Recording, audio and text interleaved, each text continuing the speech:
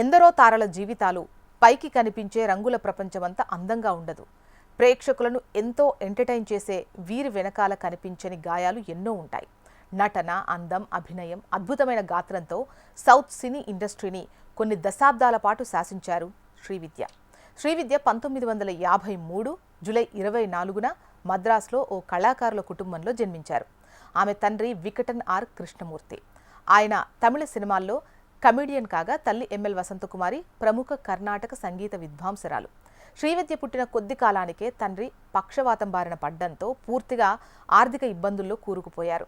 కుటుంబ బాధ్యతలను భుజాన వేసుకునేందుకు ఆమె తన చదువును మధ్యలోనే ఆపాల్సొచ్చింది. కేవలం 14 ఏళ్ల వయసులో అంటే 67లో శివాజీ గణేశన్ నటించిన పౌరాణిక సినిమా తిరువర్చెల్వర్ ద్వారా చైల్డ్ ఆర్టిస్ట్గా సినీ రంగంలోకి ఎంట్రీ ఇచ్చారు. ఇందులో సావిత్రి, జెమినీ గణేశన్ వంటి గొప్పవాళ్ల సరసన శివశక్తి నందనంగా మెప్పించారు. ఆ తర్వాత 69లో కుమార సంభవంతో మలయాళ సినిమా ఇండస్ట్రీలోకి అడుగుపెట్టారు.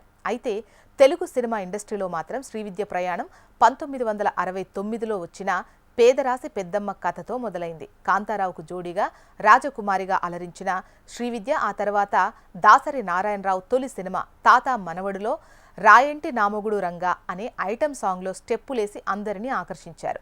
ఇక కెరీర్ మొదట్లో ఎన్టీఆర్కు జోడీగా రాముని మించిన రాముడులో హీరోయిన్గా, కథానాయకుని కథలో ఆయన చెల్లెలిగా, కృష్ణ నటించిన గాలిపటాలు సినిమాలో కీలక పాత్రలో కనిపించి మల్టీ టాలెంటెడ్ అని ప్రూవ్ చేసుకున్నారు. అయితే 75లో వచ్చిన అపూర్వ రారంగల్ తెలుగు రీమేక్ తూర్పు పడమర సినిమా శ్రీవిద్య సినిమా కెరీర్ని మలుపు తిప్పింది అని చెప్పాలి. ఆ సినిమాలో శివరంజని, నవరాగిని పాట ఇప్పటికీ వినిపిస్తూనే ఉంటుంది. ఇక శ్రీవిద్య సినిమా కెరీర్లో సూపర్ స్టార్ రజనీతో ఉన్న అనుబంధం చాలా స్పెషల్. ఒకే హీరోకి జోడీగా 4 విభిన్నమైన కీలక పాత్రలు పోషించిన నటి బహుశా శ్రీవిద్యే కావచ్చు. అపూర్వ రారంగల్ సినిమాలో రజనీకాంత్కు ప్రేయసిగా నటించి రజనీ ఫస్ట్ హీరోయిన్ అన్న ట్యాగ్ పొందిన శ్రీవిద్య ఆ తర్వాత 89లో వచ్చిన మాపిళై చిత్రంలో అత్తగా, 91లో వచ్చిన మణిరత్నం క్లాసిక్ మూవీ దళపతిలో తల్లిగా, 93లో అత్తూరు వాళి చిత్రంలో నటించి మెప్పించారు. ఇక దాసరి నారాయణరావు, కె బాలచంద్ర వంటి గొప్ప గొప్ప దర్శకులు ఆమెలోని నటనను గుర్తించి నూట్రిక్కు నూరు, బంట్రోతు భార్య, కన్యాకుమారి వంటి సినిమాల్లో మంచి మంచి అవకాశాలిచ్చి ప్రోత్సహించారు.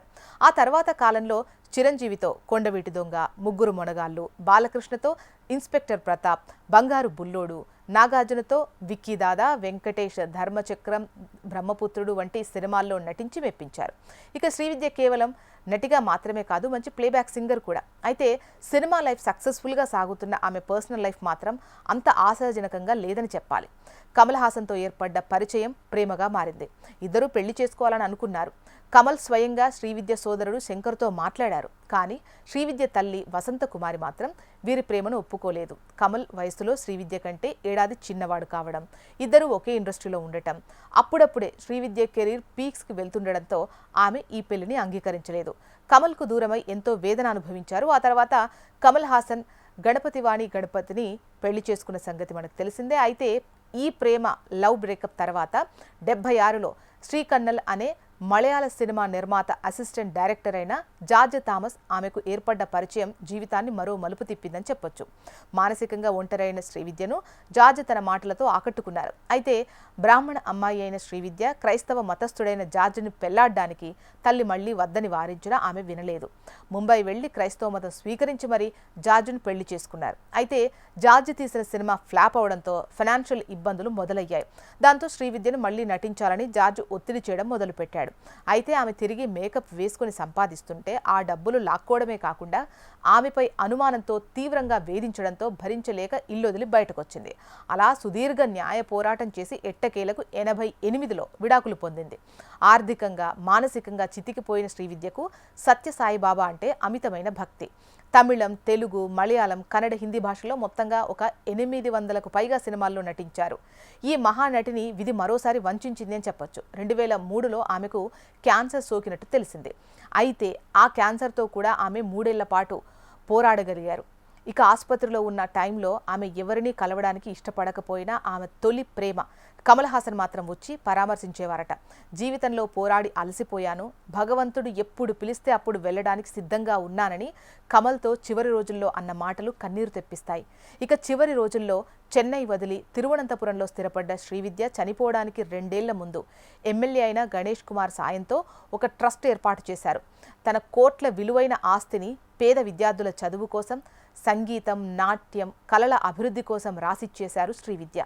తన అన్నయ్య పిల్లలకు చెరో 5 లక్షలు, ఇంట్లో పనిచేసే వారికి తలా ₹1,00,000 ఇచ్చి 2006 అక్టోబర్ 19న తన 53వ వయసులో లోకాన్ని విడిచి వెళ్లిపోయారు శ్రీవిద్య. ఏదేమైనా వెండి తెరను ఏలి చివరకు ఇలా అనాథగా చనిపోవడం బాధాకరం.